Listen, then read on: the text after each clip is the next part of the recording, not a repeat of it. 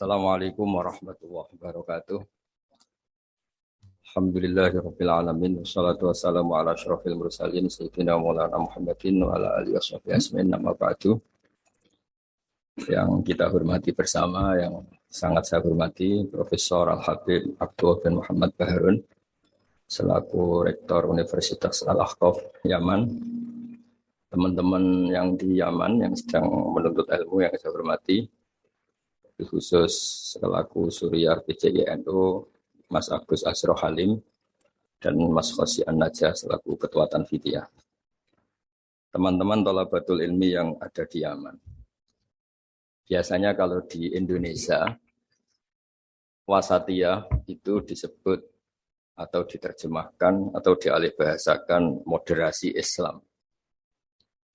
Di kamus bahasa Indonesia moderasi itu ditulis sebagai yang berkecenderungan tengah, berkecenderungan tidak ekstrim, baik dalam perilaku maupun faham.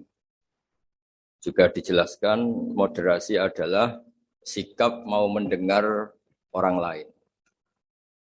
Dan alhamdulillah berkahnya teman-teman di Yaman, saya punya kitab Ushulul Wasatiyah, saya baca khatam, dan itu persis seperti keyakinan-keyakinan kita yang punya sanad muttasil sampai manhaj wali songo. Kita punya sekian kasus dalam sikap manhaji. Dulu perempuan itu tidak boleh belajar karena takutnya kalau belajar itu terus bisa nulis, bisa wihanan, terus takutnya bisa pacaran.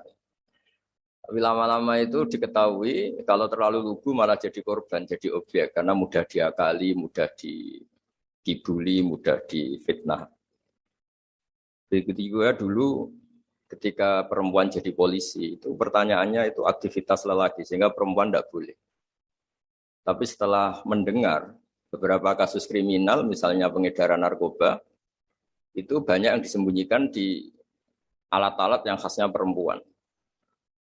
Sehingga semenjak dijelaskan polisi kalau itu narkoba disembunyikan di alat perempuan atau alat kelamin, kalau polisinya semua lelaki kayak apa? Sehingga terus mulai tahu pentingnya polisi perempuan. Begitu juga untuk ngecek kasus-kasus pemerkosaan. Itu kalau yang ngecek lelaki kebetulan tidak soleh bisa tidak karu-karuan itu. Kriminalnya semakin banyak. Kedokteran juga gitu dan seterusnya dan seterusnya. Ini barokahnya mau mendengar. Jadi mendengar itu penting, meskipun pendapat itu kita tidak cocok. Tapi kalau mendengar itu penting. Dan awalu hadad din itu ya diperdengarkan. Dulu Rasulullah SAW pertama jadi nabi itu ya memperdengarkan orang. Beliau at-tahaddi bin nubuwah, memaklumatkan diri kalau sekarang beliau itu nabi. Dan barokahnya memperdengarkan itu ada logika nubuwah yang didengar oleh orang-orang kafir. Kemudian sebagian mereka itu Islam. Karena logika yang terbangun sudah ada, mainstream sudah ada. Misalnya kalau problem banyak, resiko banyak, ya Tuhannya harus banyak. Maka pertama Nabi jadi Nabi itu digugat dengan kalimat aja'alal alihata ilaha wahida inna hadzal syai'un ujab. Masa urusan kita banyak, kemudian Tuhannya satu. Kalau urusan kita banyak, Tuhannya harus banyak. Itu logika mainstream saat itu. Sampai Nabi bikin logika tandingan, yaitu kalau kamu jadi buruh dan majikannya banyak, semuanya minta dilayani, semuanya minta diturutin, Anda yang bingung. Kemudian mereka setuju. Nabi memberi satu pemahaman, Tuhan kamu adalah majikan kamu. Rabbukum sayyidukum. Dan itu kalau banyak, kamu akan bingung karena semuanya punya hak merintah, punya hak negur, terutama punya hak memberi sanksi. Itu yang disebut Dorobawo masalah rojulan fihi syuraka umutasyakisuna wa rojulan salamal lirojul. Nah logika-logika permanen ini yang disebut kita nggak boleh ekstrim karena semua cerita dulu Nabi itu sah ya. Sah itu meskipun itu nggak pilihan sah. Sah mendoakan umatnya kena azab kayak zaman Nabi Nuh, Nabi Soleh. Kalau mereka nggak nerima ajarannya. Tapi itu pun setelah mimba jima ja'atumul bayinat. Atau sebagian ayat disebut hatta ta'tiyahumul bayinat. Jadi sanksi itu setelah kita memberi penjelasan kebenaran itu terang wilo-wilo, sejelas-jelas mungkin. Logika yang nggak bisa ditolak. Itu baru sah kita mengkutuk, baru sah kita menyalahkan. Sehingga semua nabi itu punya kemampuan fatona, kecerdasan yang orang itu nggak bisa ngilang. Dulu misalnya di fikih, orang Medina itu abkhosun nas, orang yang paling buruk dalam timbangan, orang yang sering transaksi tidak cash, tidak nakdan. Misalnya beli mangga masih pentil itu sudah dibayari dengan asumsi jadi mangga tua. Itu sudah perilakunya ahlul Madinah zaman itu begitu. Terus Nabi datang, Ara'aita in mana Allahu as-samra fabima astahilu ahadukum ala sahibi. Kamu menjual dengan asumsi itu sudah mangga tua. Kemudian mesti harganya mahal. Bagaimana kalau masih pentil sudah kena musibah, kena angin. Lalu kamu mengambil uang itu atas nama apa? Atas nama mangga tua nyatanya yang didapat pentil. Atas nama pentil masa iya harganya sebanyak itu. Akhirnya ada kesadaran bahwa muamalah seperti itu tidak sehat, tidak benar. Begitu juga logika-logika tentang ada seseorang pemuda yang mau masuk Islam tapi syaratnya dibolehkan zina. Sampai geger karena itu enggak etis. Ketika geger-geger Nabi tanya, ada apa itu? Ada syabun yadkhulu fil Islam tapi yasta'zinu fi zina. Dia tetap izin bisa zina. Kata Nabi, sudah enggak apa-apa suruh sini ya. Setelah ketemu Nabi mau mengset ya. Membuat logika yang luar biasa. Atau hibbuhu li bintik. Kamu suka kalau punya putri kemudian jadi demenannya orang, jadi dizinain orang. Ya enggak. Kamu suka kalau perilaku itu ada di ibu kamu. Hidung-hidung belang menjadikan ibu kamu objek seks ibu itu. Hidung belang itu ya enggak terima. Atau hibbuhu li bintik, atau hibbuhu li ummik, atau hibbuhu li kholatik, li amatik. Nabi itu ngulang berkali-kali. Sampai muda tadi menyimpulkan betapa buruknya zina. Bagaimana kalau korban itu anak saya, ibu saya, bule saya, budi saya, dan seterusnya. Semenjak itu kata beliau, kata pemuda tadi sama masuk Islam tanpa persyaratan boleh zina, dan zina itu abbahasya. Sesuatu yang sangat buruk.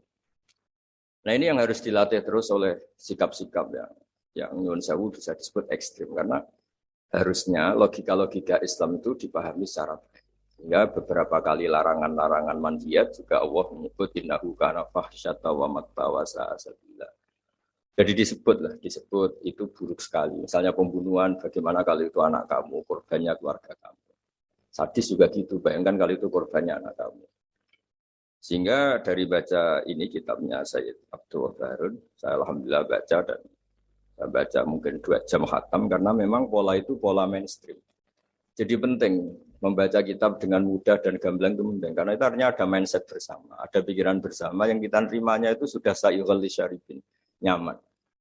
Jadi kalau saya baca kitab itu ukurannya gampang. Kalau saya baca kok nyaman, gampang berarti ya sepikiran. Karena ya memang mindset yang sama.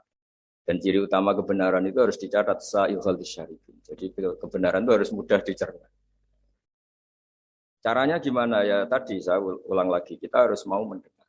Jadi beberapa pemahaman yang keliru dulu misalnya tidak ada penyakit menular. Kemudian ada orang Arabi yang mencoba onta yang waras dijejerkan yang kudisen.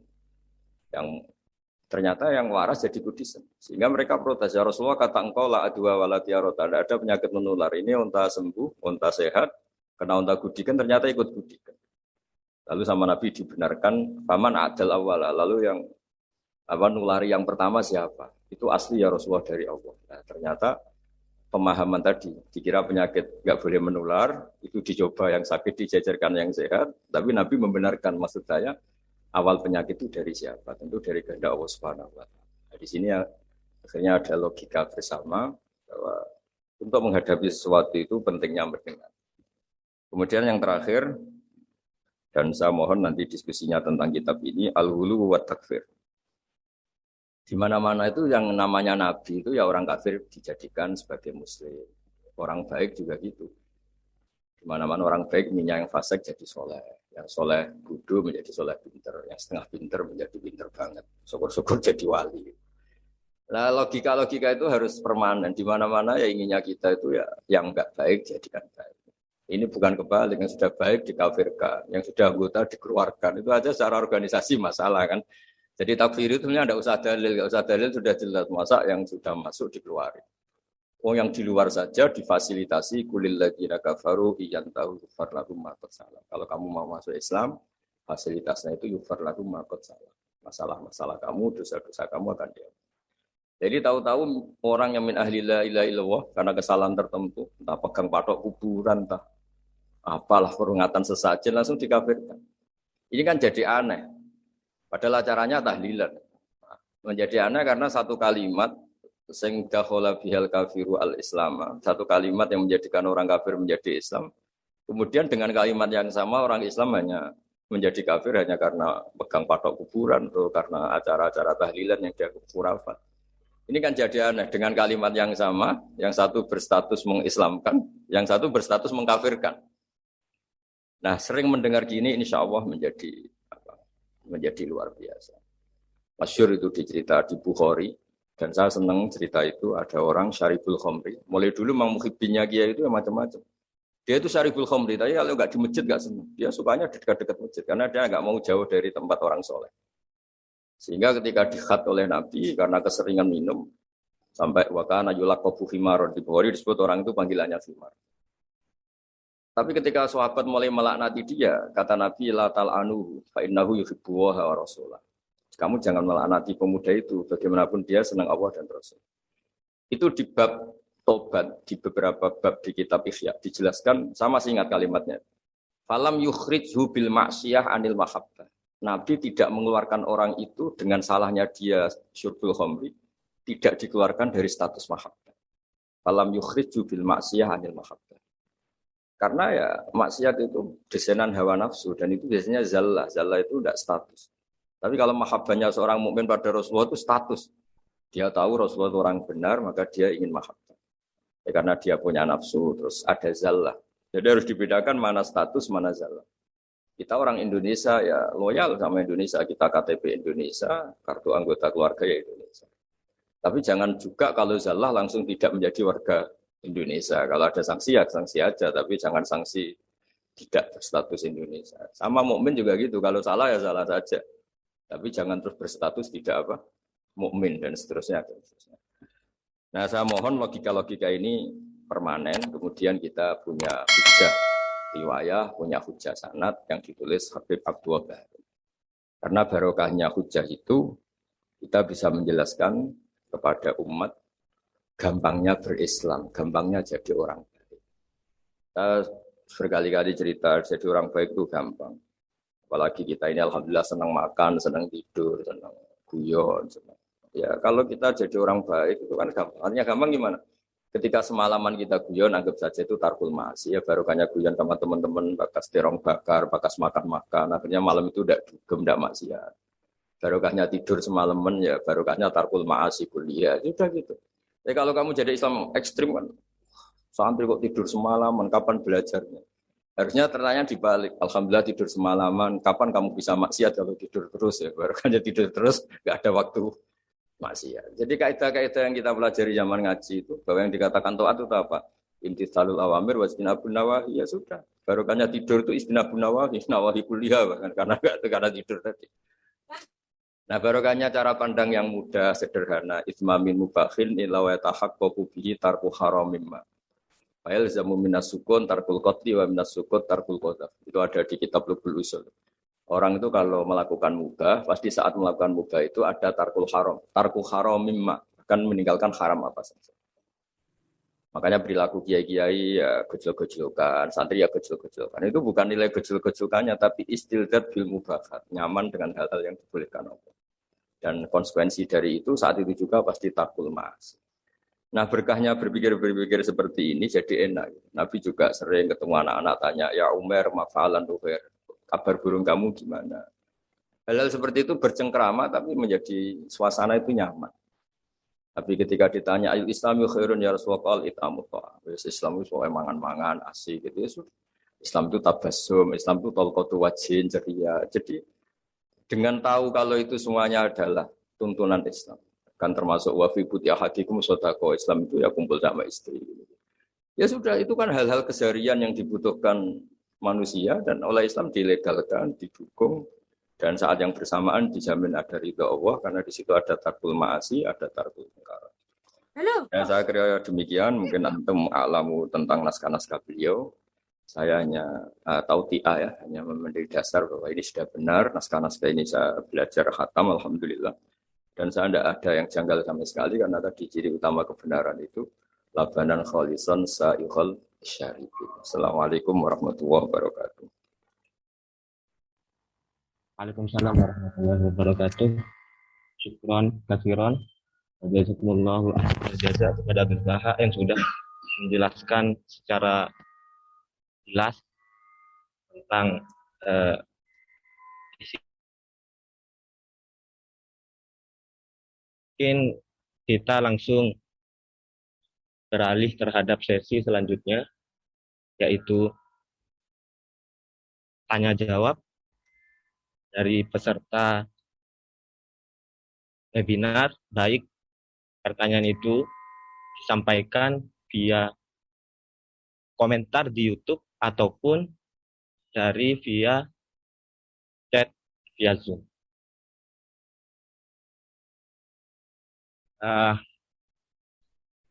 Ini ada beberapa pertanyaan yang masuk kepada link kami.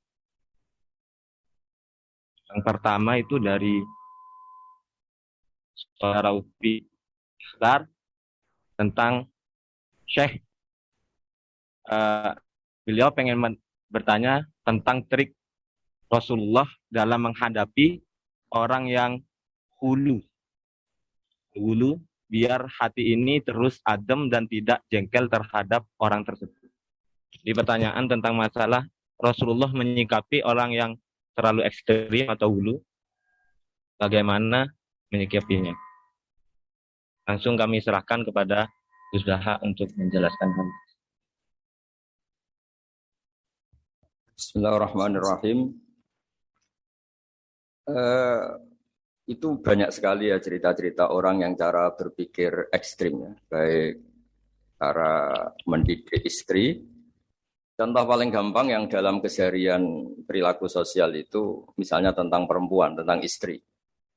Kata Nabi, perempuan itu didesain atau diciptakan dari mindilain a'wad, dari iga yang bengkok. Jadi kalau kamu memaksakan langsung lurus pasti patah. Dan kalau kamu biarkan tetap bengkok. Dari situ aja sudah kelihatan Nabi itu ingin satu asumsi bahwa jangan paksakan suatu itu langsung lurus karena desainnya sudah indilain akwat. Sama seperti manusia, desainnya sudah insan mahalul khotok wan nisan. Kemudian Anda memaksa harus benar, itu kan jadi aneh.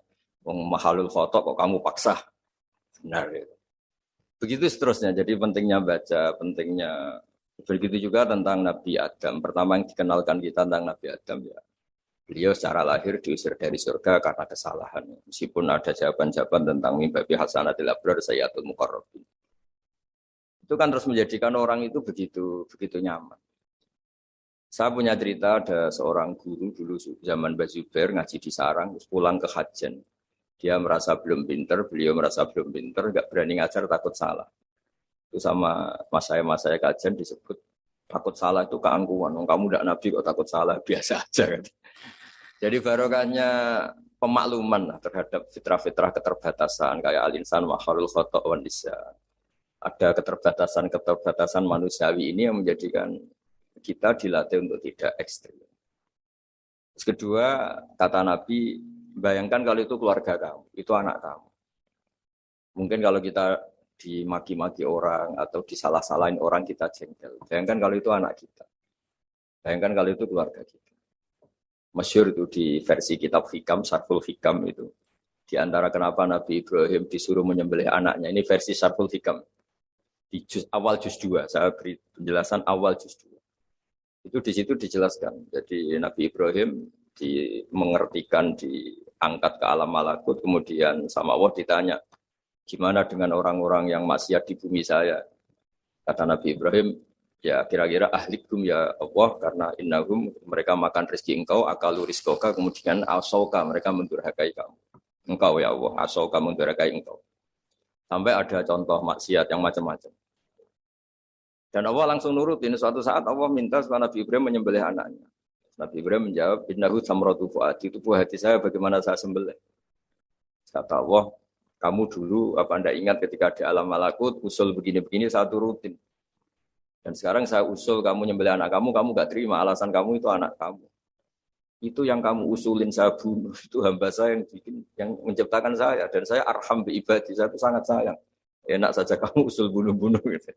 Semenjak itu Nabi Ibrahim jadi awwah, jadi halimum munib. Gitu. Ya sama seperti itu. Kalau kamu jadi keamanan pondok itu hasil orang seneng. Coba kalau yang nakal itu punya Mbak Yu cantik yang kamu bidik Mbak Yunya, itu berat betul itu mau nasir itu karena kamu punya kepentingan. Makanya saya sering guyon kalau ada pembantu mecahkan piring kok dimarahin pasti tidak cantik. Karena marahin orang cantik itu susah.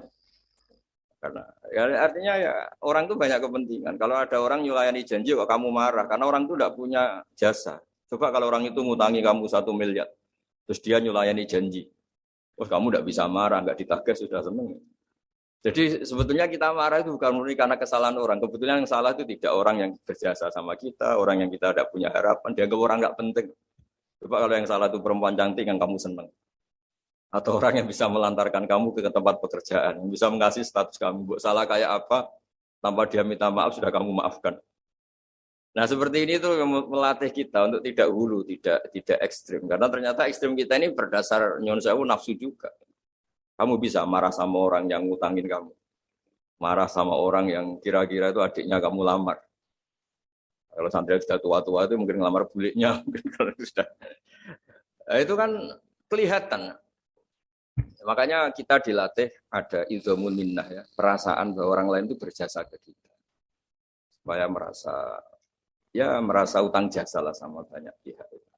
Nah, kalau jalan-jalan di daerah-daerah kemudian ada masjid, itu sadar Islam yang ngurusi tidak hanya saya, di mana-mana ya ada Islam dan itu pengurusnya ada kita. Kamu jalan-jalan di mana-mana kita yang keluaran pondok-pondok besar, mungkin melakukan Islam ya ngajak di pondok, di madrasah. Tapi yang di pedalaman sana mungkin hanya seorang mudin, bahkan seorang PNS. Makanya Mbah Mun sering pesan suatu saat yang membawa Islam kemana-mana itu PNS. Karena PNS, barokahnya dia Muslim, dia di daerah tertinggal pun sama negara difasilitasi ada masjid, ada musola. Karena departemen-departemen di Indonesia pasti disediain fasilitas musola atau masjid. Barokahnya itu Islam menyebar di mana-mana. Karena konsekuensi dari pegawainya yang Muslim sama negara dibikinkan masjid. Dan barokahnya yang bikin negara semuanya tertata rapi langsung jadi. Coba kalau kita yang ke desa-desa tertinggal, kita sendiri miskin, mau cari sumbangan juga sama orang yang belum peduli sama Islam. Jadi kalau Anda dokter misalnya, masuk ke pedalaman Irian, karena Anda dokter Muslim, sama negara difasilitasi ada musola, ada masjid. Dan karena Anda tugas negara, dilindungi keamanannya di macam-macam. Makanya kata Mbak Mun, kamu harus tahu hak suatu saat yang menyebarkan Islam itu ya PNS. Ya tentu santri pastilah, santri kiai pasti. Tapi juga kita nyadari, di beberapa negara non-Muslim ada masjid besar ya bawaannya kedutaan. Karena kedutaannya Muslim, kedutaan kita Muslim, barokahnya itu dibikinkan masjid. Itu juga mahasiswa-mahasiswa akhirnya ikut punya masjid di beberapa negara Eropa, di Amerika Latin. Itu barokahnya ada kedutaan Muslim, misalnya Indonesia atau Arab Saudi, terus diberi fasilitas agama dan seterusnya. Dari cara mengakui orang lain itu terus berpikir ekstrim tidak. Ternyata yang kontribusi pada Islam itu banyak, yang menyebarkan Islam ke dunia itu banyak. Barokahnya itu kita tidak mudah menyalahkan orang lain, tidak merasa paling mengawal Islam, tidak merasa paling berjasa. Ya saya kira demikian. Ya masih sekali lagi ya sudah cukup ini, sudah pinter kok tanya.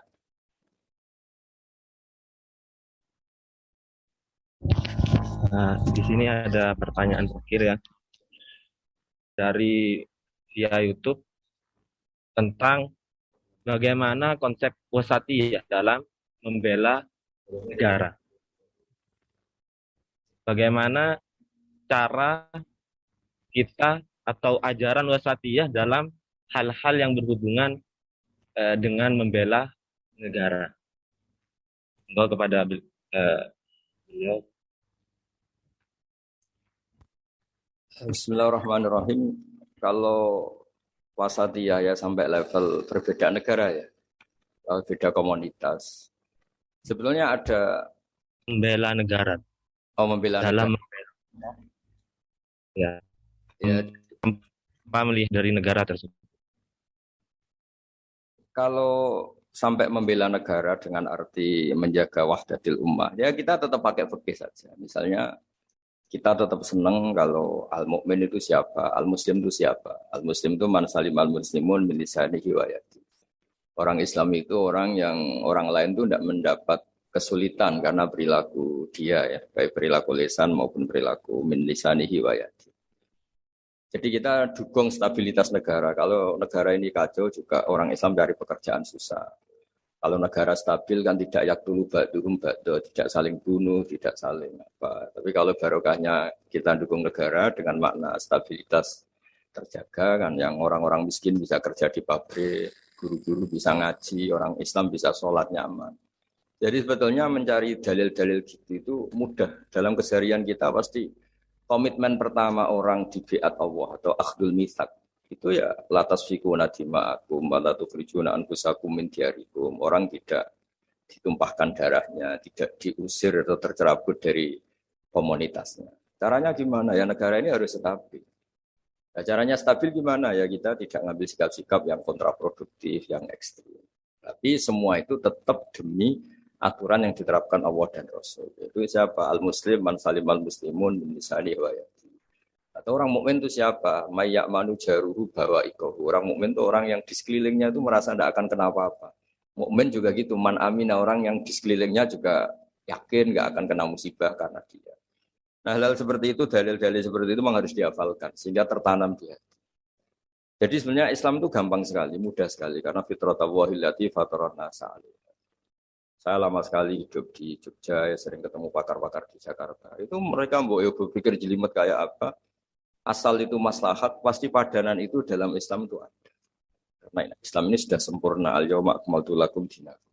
Sehingga ya cara bernegara kita ya gampang saja cara bernegara kita ya. Kita jangan bikin problem untuk negara ini yang ganggu stabilitas. Kalau stabilitas terganggu, potensi yakdulu ba'du ba'du, potensi saling keos, saling bunuh, terus orang juga cari pekerjaan susah, cara hidup sosial jadi kacau. Nah, saya ingin hal-hal seperti ini tertanam sehingga kita bernegara itu ya tetap diilhami atau dipandu oleh hukum-hukum Allah Subhanahu wa taala. Sebut man kana maitan fa ahyaynahu wa ja'alna lahu nuran yamshi bihi finnas. Jadi Allah tidak ngendikan fil madaris wa fil masajid, tapi ngendikan yamshi bihi finnas, nuran yamshi bihi finnas. Kita ketemu siapa saja itu dipandu nur. Misalnya saya ketemu orang bodoh, wajib aliyah ta'limu wa irsyadu. Saya harus mengajarkan dia.